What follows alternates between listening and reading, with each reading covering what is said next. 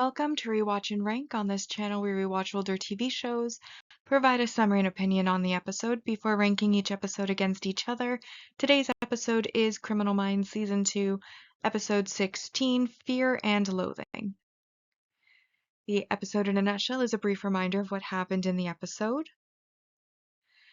So, in this episode, it starts with Sandra sneaking out of her parents' house to meet a guy. Her ex-boyfriend comes and confronts her, like, why are you out this late? And I guess he's having trouble letting go of the relationship. Realizes she's meeting somebody when the person she's meeting, which is our serial killer, Terrence, shows up. Ken ends up killed, and Sandra, now knowing that something isn't right, tries to run away, ends up being killed.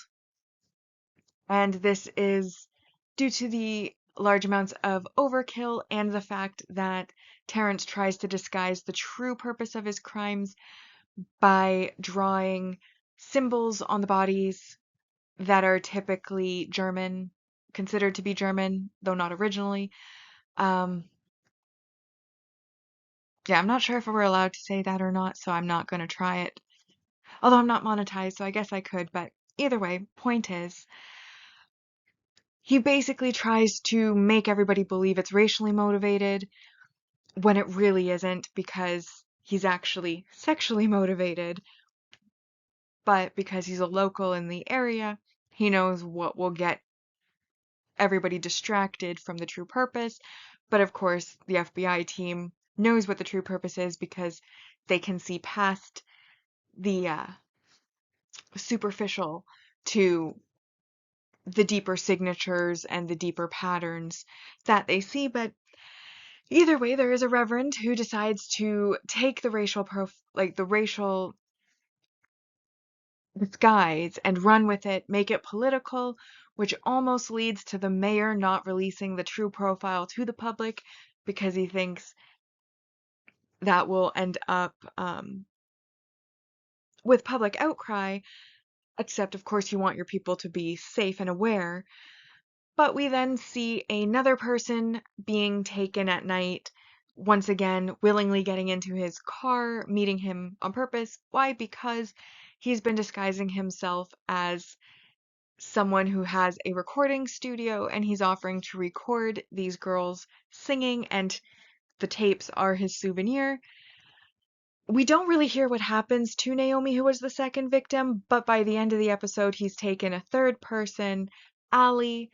And then I think there was a couple off screen before Sandra that were also going missing. But then we see Allie in the recording studio. She's singing. He then drugs her with water, becomes very angry when she says she doesn't feel good, even though he just drugged her water. Anyways, I think that's, if you say you don't feel good after being drugged, I think it's a reasonable thing to say, but he gets really triggered by this, starts accusing her of calling him ugly and a bunch of other stuff. And she does manage to defend herself and get out, but when she runs into a cop on the street, Terrence comes and tries to talk his way out of it. However, luckily for Allie, another girl came in and basically said, I know who you're talking about. He gave me his card, and what's more, I actually know who he is.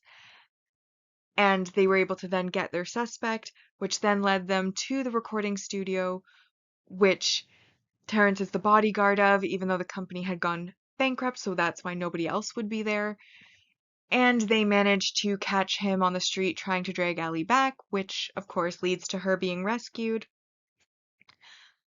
Couple unfortunate things in the episode that kind of happened in between. The lead detective that Morgan was working with, unfortunately, because the profile that went out was they were looking for a black serial killer, because sexual crimes typically are of the same race and all the women who were killed were black. They were looking for a black male in a dark sedan. They were out in a detective car, not a marked police car, and they thought they saw another sedan. They go to investigate. The owners of the house that they look in the yard of course, see blackmail, get out of a dark sedan, and panic and end up shooting him. So he does ultimately end up losing his life, which is unfortunate. And then Reed is dealing with some flashbacks and goes into the bathroom and removes some vials of the drug, which of course again heavily implies that he is continuing to use the drugs that he was injected with, um, and isn't necessarily coping as all that well. Derek even talks to him at the end of the episode about it, and he does confess that this is the first time he's worked a case where he knows what the victims would have felt just before. And Derek's like, well, that's a good thing. That's empathy. Use it to your advantage. But Reed, of course, is feeling like it's preventing him from being able to do his job as well as he otherwise might have. So now that we've been reminded what happened in the episode, we'll now rank the episode first on the mostly objective ranking, followed by the personal ranking list. And we start with our single episode supporting character introductions. Um, we have the second victim, Naomi Dade. Um, Tanya Mathis is brought in because she sent a threatening note to the first victim and is interviewed by, why am I drawing a blank? Derek and Elle? Yeah, I think her name's Elle. I just drew, okay, yeah, I think it's Elle. Um, Anyways, they figure out that she was jealous because Ken, who denied dating her, was dating her, left her for Sandra after a talent show, even though she's also a singer and she felt that it wasn't fair.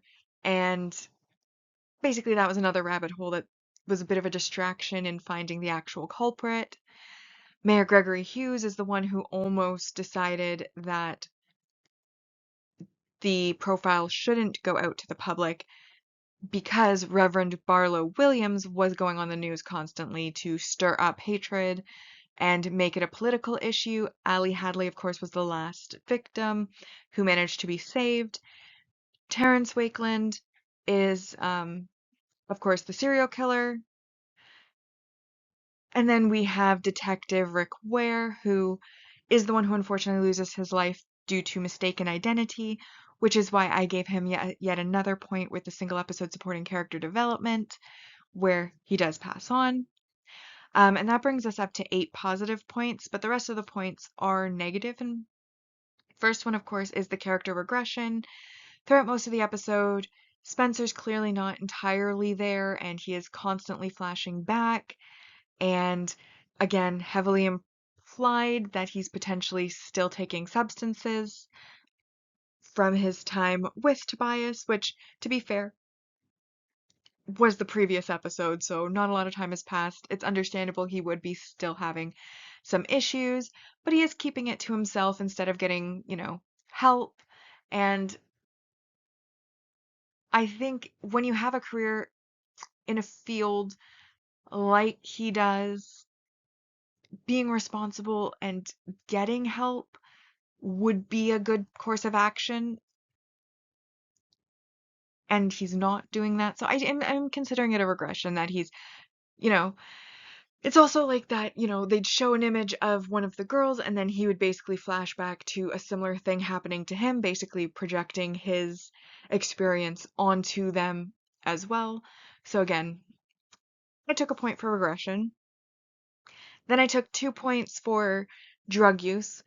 Again, we don't actively see him using the drug, but I mean, he goes into the bathroom, locks the door, pulls the drugs out of his bag, kind of extremely heavily implied, like, why would he have them? Why would they be in his bag? Why would he be locking himself in a bathroom and then pulling them out during a case? So drug use while on the job additionally is not good.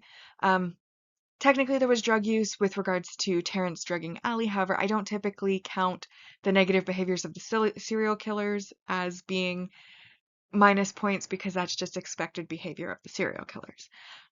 But you could also count that as drug use as more of a general, but 2 points for that. I also took 2 points for the whole sneaking out thing. Watching drama TV really, really lets me know how good of a child I was because I would never even have fathomed or thought of sneaking out as a kid. And yet it happens all the time in drama series, including this one where pretty much all of the victims snuck out at night because they knew their parents would warn them against going to some random person who gave you a card layer to sing or whatever. Um, and I know they thought it was like maybe a chance of a lifetime, could get a recording deal, but it's like if it was legitimate, it could have happened during the day and you could have told your parents about it. And if you had told your parents about it, you wouldn't be dead. So sneaking out, never a good thing. I took 2 points for that because it was the actions of the victims, not the serial killer. And then I did not take points, but I wanted to honorably mention that the mayor almost let politics prevent the community's awareness of what to look out for, which I think would have been very bad for the community at large because ultimately letting the community know what to look out for led the girl to coming in, telling them about the card she was given, and then pointing them to Terrence as the killer, which allowed them to save Allie. However, ultimately, Detective Rick Ware does ignore the mayor and give out the profile. So because that bad thing didn't actually end up happening, it just almost happened, I decided not to take points, but I will, again, honorably mention it. Once all of the points are considered, however, we are at a 3 out of 10 for this episode on our mostly objective rank value. So in first, we have North Mamon. Profiler profiled No Way Out. The Big Game. Revelations, oh my goodness. The Fisher King 2, Aftermath, Empty Planet, The Perfect Storm, The Boogeyman, The Last Word, Lessons Learned, Fear and Loathing is This Episode, came in 13th place, followed by P911, Sex, Birth, Death, and then in last place we had Psychodrama. Alright, so for my personal ranking for this episode, most of the episode I really liked. And even the things that kind of frustrated me, like taking the political narrative, I also think is realistic, and therefore, while it frustrated me, I still liked that they did it, or at least understood why they did it. Similarly, I thought while there wasn't enough of an emotional reaction to say it was successful or failed, I did think, you know, adding in that mistaken identity death was interesting, especially how they tied it back to Derek and the fact that his father died in a very similar situation. Um, Ellen Derek bond over a book series that they read as a child. I didn't think it was a big enough development to give points for, but I did find that nice that, she's becoming more part of the team and we're still learning little things about her. Obviously, Spencer had his character regression, which is never great to see, but at the same time, again, is very realistic because he was in his like at this point this is the next episode after he was saved from almost dying and he's dealing with the aftermath of that. He's also dealing with the fact that he's been in the position of some of the victims, luckily was saved, but he kind of can now put himself in their shoes more, with empathy, and that's something that he's struggling with. And again, obviously it's a character arc that he got addicted to a drug while he was held captive and now he's continuing that drug. I do wish that he would get some help. I mean, in a job like his, he's kind of it's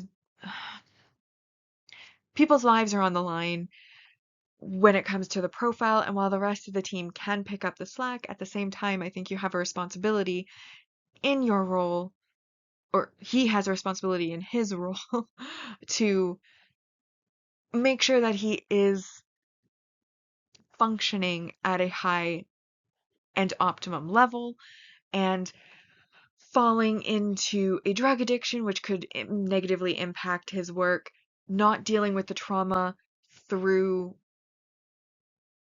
all of the means available to him. For example, he could go to a therapist, he could get help outside that can help him deal with his therapy, give him the tools necessary to do so. Isn't something that I like, but I also like that they are fleshing out the character, having him go through this arc, and I do like that they are more so than they did in season 1, for example, kind of continuing character developments throughout the series, like as we go. Like in the first season, it felt very much like they were brand new characters every time that they came to a new scene because it was more about the serial killers, less about the team. And I like that in season two, they're still about the serial killers, but they also are about the team and developing the team's characters and having these like character arcs that aren't directly related to a single crime scene. Therefore, they can continue through multiple episodes. And I am enjoying that aspect of them. So ultimately, I felt like this episode was engaging. It was entertaining, while certain aspects frustrated me. I still, again, felt like they were realistic to reality and reasonable for the episode that they were in. And just because something frustrates you doesn't necessarily mean that that it's bad for the story or not, or lessens the entertainment value. Um, I do kind of feel bad about the detective's death because it literally feels like the only reason it was there was to further the political side of the episode that they were going with, rather than it being necessarily needed for the story. Like, I feel like the story wouldn't have lost anything if that particular part wasn't part of it, if it was like a wound and they survived it. So I feel bad that he had to die because I don't feel like it really added anything to the story, him dying. But that's a personal opinion. Other people might feel differently. The other thing that I do want to criticize is that I do feel like the ending was a bit contrived to be too easy. Because here you have this intelligent or seemingly intelligent serial killer who's able to disguise his true motives, send the police on a completely different path than what they should be, at least until the FBI comes in, where, he's disguising it as hate crimes. So the police are going down that path. Meanwhile, he's actually sexually motivated and targeting specific victims. But then, like, the fact that they had, like, no suspects in mind at all other than, like, a basic profile, but then just at the 11th hour to save that last victim, a girl comes in and was like, "Oh, yeah, a few months ago, got this card. Didn't keep the card because it was obviously fake. But yeah, I knew the guy, so here's the name. Go ahead with it." And then they, of course, look up everything. It fits perfectly, and then they're able to save the final victim. I felt like it just became too easy at the end. Like, they took, like, all these twists and turns, the disguising, this whole mystery, and then it was just he made a really stupid mistake by approaching somebody who knew who he was, which I feel like, given all the other things that he did to disguise his path, somebody that knows you and therefore would know that the ruse was fake because they would know that you aren't actually a recording executive, approaching them with the fake card seems like that was like a really, really dumb move. But I guess when you're being realistic, if you are a very successful serial killer, most of the time, if you are caught, it is because you made a dumb move. So in this case, again, frustrating, felt a bit contrived, but ultimately could be considered realistic as, sometimes it's the little things that you don't consider that are the things that get you caught. So I forgive it, but I'm not going to pretend it didn't annoy me. And I did feel a little bit, again, contrived because it just seems like they had nothing. And then all of a sudden, oh, here's everything. And look at that, just in time. So it felt a bit too convenient, a bit too contrived, a bit too much like dumb luck that this person made this one mistake. But ultimately, considering everything, I have decided to give it a 7 out of 10. And that brings the personal ranking to: in first, Revelations, Profiler Profiled; North Maman, The Big Game; Aftermath, The Boogeyman; Psychodrama, The Last Word; Fisher King Part 2; No Way Out. I put this episode in 11th place, Fear and Loathing, followed by Sex, Birth, Death; Empty Planet, The Perfect Storm, Lessons Learned, and P911 is in last place. And I just thought of another thing that kind of annoyed me. It's not changing my score, but it did annoy me a little bit, was the fact that he gave drugs to Allie.